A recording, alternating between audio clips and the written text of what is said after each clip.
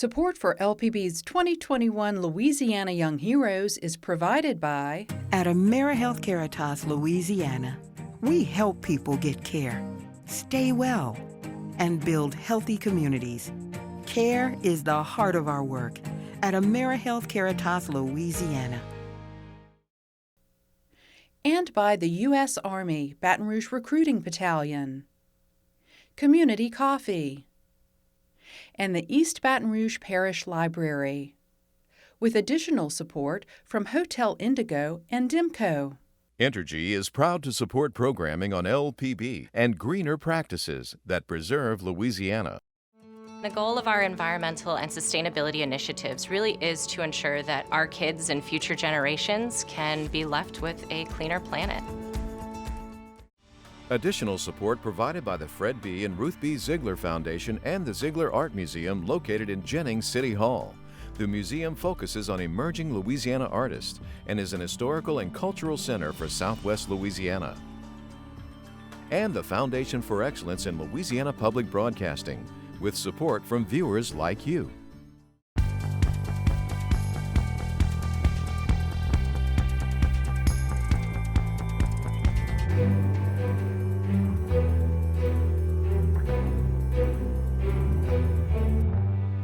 They passed a bunch of tax changes that voters will have to approve in the fall. A look at the regular session of the state legislature. That day I was just wore out, and the bus was crowded right up behind the guy's back. Remembering the woman who sparked the Baton Rouge Bus Boycott of 1953. He's really well respected and well liked by his peers. Ivory Gipson, this week's LPB Louisiana Young Hero. Hi everyone, I'm Andre Morrow. Kira Sincere is off tonight. Right now on SWI, this year's regular session of the state legislature has come to an end. Governor John Bel Edwards spoke a half hour after the session ended at 6 p.m. Thursday night, and among the things he highlighted was teachers and staff workers and the job they did during the COVID-19 pandemic. Teachers received an $800 pay raise and staff $400, still not to the Southern Regional average, but an improvement. I want you to think about what our teachers and support workers and everyone who works on these campuses educating our children have been through over the past 15 or 16 months. They were able to learn how to teach remotely, distance learning. They provided, in terms of the support workers, much needed meals to children during the pandemic at risk to themselves. They were there working to prepare and to serve meals. Even when the kids weren't in school, they could go to the schools and get meals.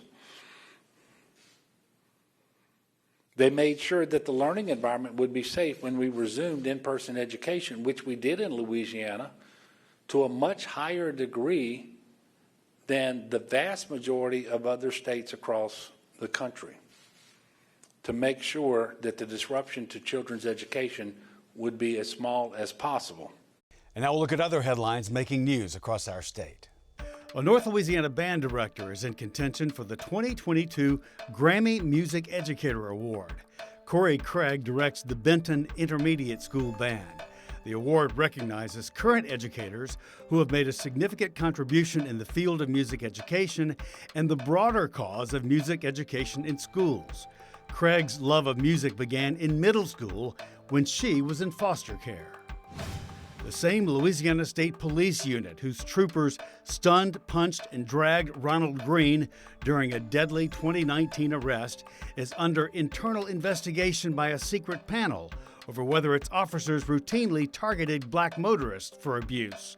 The panel was set up in response to Green's death and 3 other violent stops of black men. The federal government is putting up $1.6 million to help the state develop smart ports that will gather data about Mississippi River conditions and traffic from tugs, barges, and other vessels. The Smart Port project is a national first. The state will add $1.4 million. State leaders say it works like the Waze app for drivers, and the data helps you decide the best routes. ExxonMobil Baton Rouge is announcing $240 million in capital investment improvements. The projects will help ExxonMobil meet demands of the future, which includes the reduction of volatile organic compound emissions. The projects will help retain 1,300 existing jobs and support 600 construction jobs on the site over the next 3 years. The Blanco Public Policy Center projects direct property tax revenue to reach $43 million over the life of the project.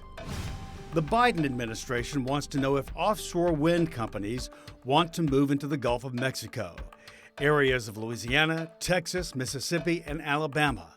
More shallow Gulf waters where many oil wells have played out rather than the deep seas where the oil and gas industry is now focused. Biden wants enough wind-generated electricity for more than 10 million homes by the year 2030. Offshore wind development reportedly has the potential to create tens of thousands of good-paying union jobs nationwide. And also, here is something to be aware of. As of 8 a.m. Friday, the National Hurricane Center is now tracking a disturbance in the Gulf of Mexico. This is way down south in the Bay of Campeche. The center says that the area of low pressure is expected to form early next week. Slow development is possible as it drifts northwest.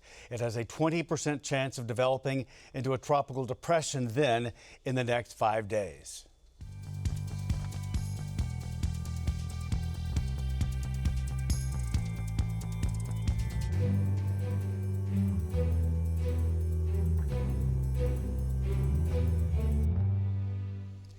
This year's regular session of the Louisiana State Legislature has come to an end, and Jeremy Alford, who is a mainstay at LPB and also with La Politics, 20 years plus as a freelance writer, also writes, has written books, also writes for the New York Times. He is here with us to give us the highs and the lows and what's ahead, if there is something ahead in the legislature. Jeremy, good to see you.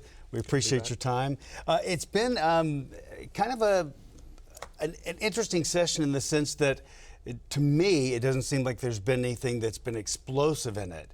But that may not be your take at all. What are some of the highs and lows? You know, my mentor, John McGinnis, late author and journalist, I know you knew John. Yeah. People at the end of session would ask him this. He would do interviews, and he said the same thing at the end of every session. He said they could have done less, but they ran out of time. Okay. And it fits most sessions, but this was a really jam-packed session. And the big broad overview. A lot did happen, yeah. Big broad overview is they passed a bunch of tax changes that voters will have to approve in the fall. They spent a whole lot of money, mostly from the federal government, for COVID-19 relief. And they are directing upwards to $300 million a year to new road and bridge work and maintenance, as long as the governor signs off on all of that.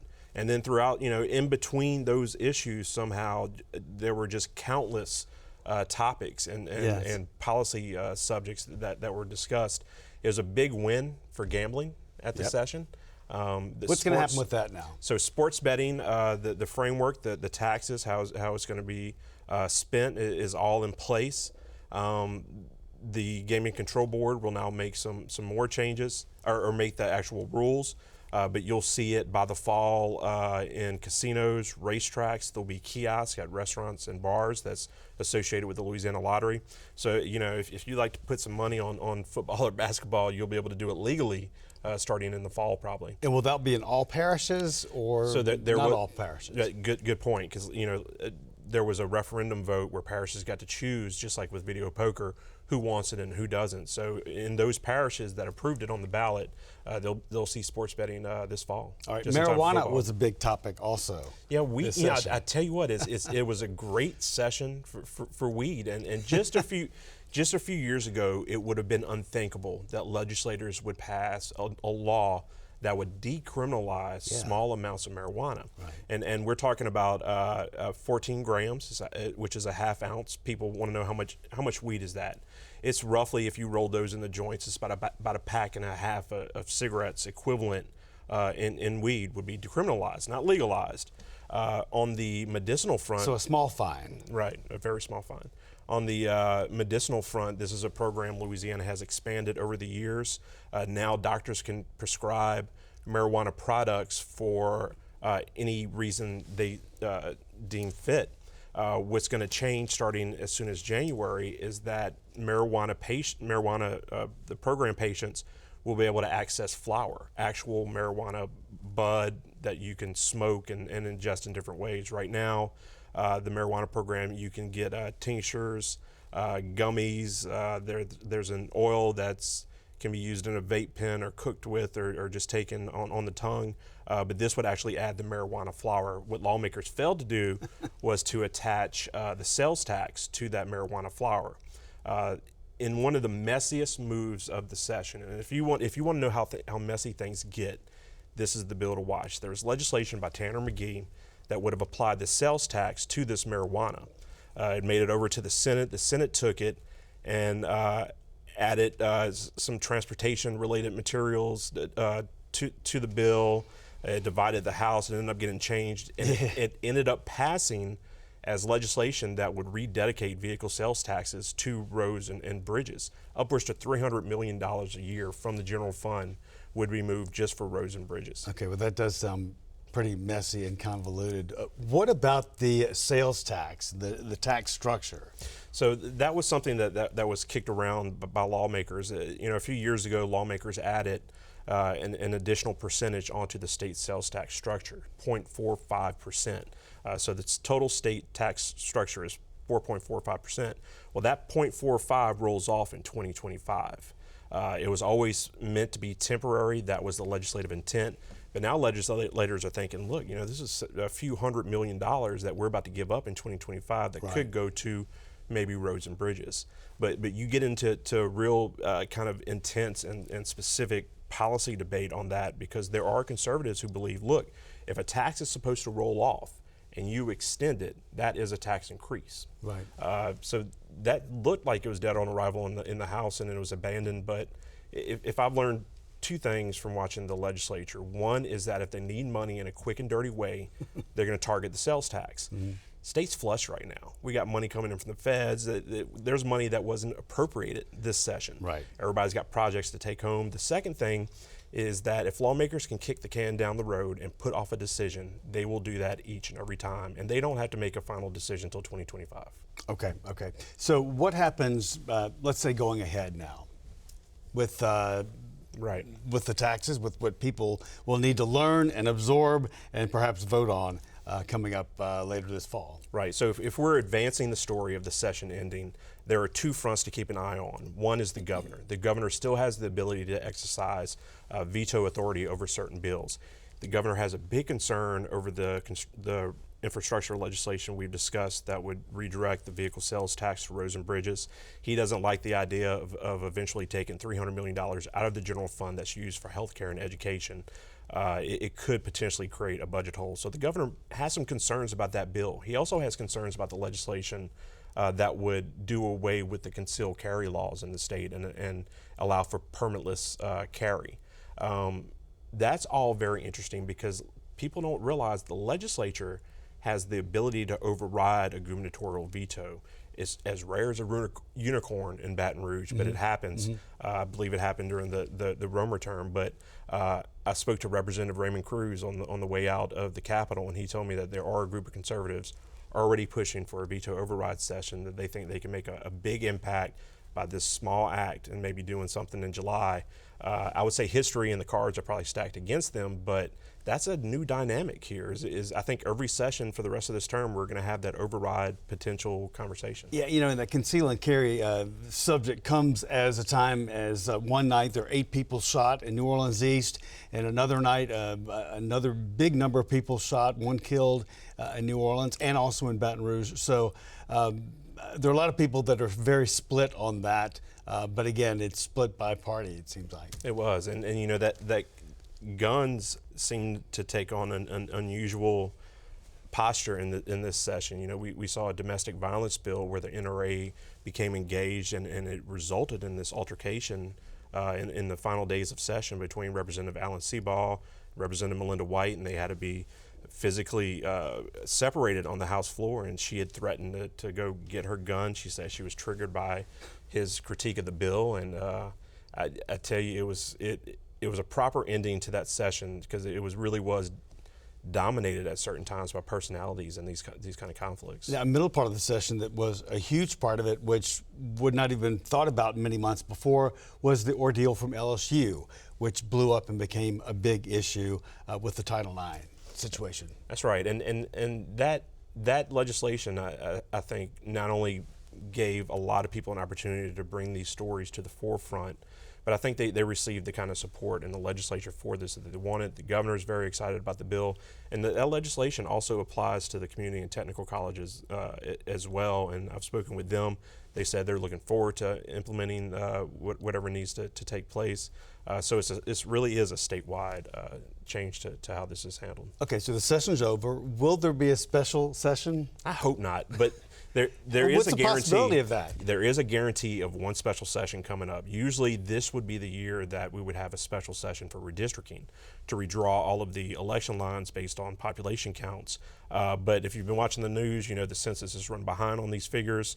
The data sets are just, I believe, coming to the state now. So they're looking at a special session maybe in February to tackle redistricting and those lines, and that's going to be a heck of a fight between Republicans and Democrats. Is there anything else that's jumping out that we need to touch on before we go?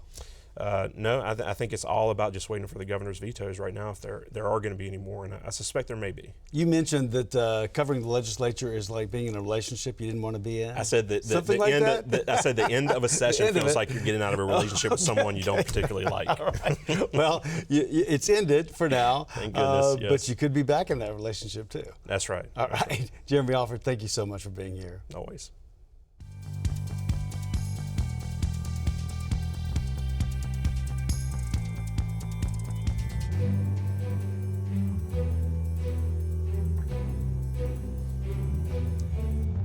Martha White, whose actions helped launch the 1953 bus boycotts in Baton Rouge, died this week. She was 99 years old. In 1953, White, then 23, was working as a housekeeper in the capital city when she took action. It was after a long day of walking to and from work to reach her bus stop, and she decided to sit in one of the only bus seats available, one that was designated for white passengers. In an LPB documentary, Signpost to Freedom, Martha White described for us exactly what happened that day. That day I was just wore out, and the bus was crowded right up behind the guy's back. Wasn't but one seat right there in the front, and I went and sit on the seat, and another lady came and sit on the seat. And he looked right behind him, and he said we couldn't sit there. And so the lady got up and I got up. So they called me chicken because I got up. I said, well, why would I sit there and everybody else done got up, getting in trouble? So I said, if anybody else sit there, I will be the second one. A lady went, older lady, sit down. And then I went and sat down. He looked and saw that again and he said, get up. And I told him, I said, I'm so tired. I said, now if any white people get on this bus, I'll be glad to get up and let them sit down. I said, but this bus is full of black folks and I am tired. I need to sit down. I said, get up, and he wouldn't let us sit down there. A lady named Pearl, I never seen her, but she took it under consideration. She said, now, everybody's gonna stick together this morning. Nobody gonna get off of this bus, and we gonna stick together. And the bus driver called the police to arrest them. And Reverend Jimmer was passing in his black Buick automobile and saw that the police had pulled them over, stopped the bus and pulled them over, and the police was coming up. The police came and tried to make us get up and make us say, if you put them two in jail, you're gonna have to put all of us in jail. He said, well, come on. All of us had done got up getting ready to go to jail. And the Reverend Jemison, he came up and he knocked on his guy's, the police shoulder and said, now officer, you know you can't do that. That broke it up. The bus driver took Jemison off the bus and they talked. And the police cars was illuminated out there. And they left just like they came, one by one. So the bus and Jemison, the bus driver, Jemison, and the head of the bus company was trying to make the decision or whatever they was doing out there. You can watch Signpost to Freedom right now online in our Louisiana Digital Media Archives, ldma.org.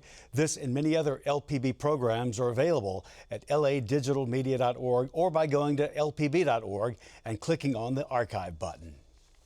Well, tonight we meet a recent high school graduate from Northeast High in Baton Rouge. He will attend college at Skidmore College in Saratoga Springs, New York. He's excelled in academics, athletics, school, extracurriculars, plus has helped raise his young niece. Tonight's LPB Louisiana Young Hero is Ivory Gipson. I'm the executive director of the Baton Rouge Youth Coalition, which is an after-school program that supports underserved students toward college and through college and beyond. All of our students have mentors. So through our one-to-one senior mentor program, I was paired with Ivory, and it took me a minute to get to know him, break through. I think he had his doubts about me, if I was for real or not. We met midway through your junior year and just kept at him, kept knocking at his door, and eventually kind of broke through. The goal of the program is to make sure that incredibly motivated students like Ivory, who are underserved, have the resources and the support that they need, that students who have students from affluent families have those sorts of resources in droves, and just wanting to make sure that those resource gaps are filled so they can succeed in the college process and pursue their dreams. What are those dreams? Be the first person to graduate from college in my family right now. That's like the first one. One of the things that we try to do with our students is expose them to the full range of schools and opportunities that they could be eligible for, even if maybe they haven't heard of them before. And so we're looking at schools that are not only schools where they're going to be incredibly academically and socio-emotionally successful, but also that are going to be able to make it financially viable for our students. And so Skidmore is one of the ones where that kind of hit that cross section. And when he got in, they offered him a really, really robust scholarship package. He gave the introductory speech at his graduation. At their senior breakfast, he won 7 superlative awards. Most likely to succeed, best school spirit. So he gives back to the Northeast community as a leader, as a model. He really sets a high standard for the rest of the school, which is a great school led by a great principal, Miss Shawana Ross. You could just see the way he is when he's in his element. He's just really well respected and well liked by his peers. He may not say this all the time, but he's always thinking about his future. He's always thinking about what he needs to be doing to put himself and his people, his family, and his closest friends in the best possible positions. And I'm not only proud of him because of his own achievements and his own progress and the fact that he secured a full academic scholarship to a top-notch school, but also because he represents many other young heroes, particularly young heroes of color, who are balancing the same kinds of responsibilities that Ivory is between his home duties, his school duties, his after-school duties, and just grinding. I mean, he just grinds. It's just humbling and impressive, honestly. These are not things that he thinks of as heroic, right? These are things that he's doing because it's family, because it's what you do. And he probably thought I was crazy when he found out that I nominated him for this, but I want him to know that I see, everything that he does. And again, it's not only about him, but so many other students who are doing these sorts of things, who are stepping up at home in really big ways. So it may be natural to him, but what's natural is actually exceptional. I think it is exceptional. I think when you think about even the time management that is required to balance being so supportive of home while being an excellent student, while being an excellent athlete, and an all-around kind of just boss around school, he just gets what he has to get done, and I think it's deserving of special commendation. And for the next several weeks, you'll meet the outstanding students that make up this year's class of LPB Louisiana Young Heroes. Next week, June 17th, medical professionals and pediatricians from around the state will share the facts and dispel myths on the COVID-19 vaccines. It's during an upcoming Q&A for parents and families. COVID-19 vaccines in children, what you need to know. It's going to be at 5 o'clock next Thursday. That's June 17th. Dr. Joseph Cantor and many others will take part. To join the discussion, go to ldh.la.gov/vaccines for more information. And everyone, that's our show for this week. Remember, you can watch anything LPB anytime, wherever you are, with our LPB app. You can catch LPB news and public affairs shows and other Louisiana programs that you've come to enjoy over the years. And please be sure to like us on Facebook, Twitter, and Instagram.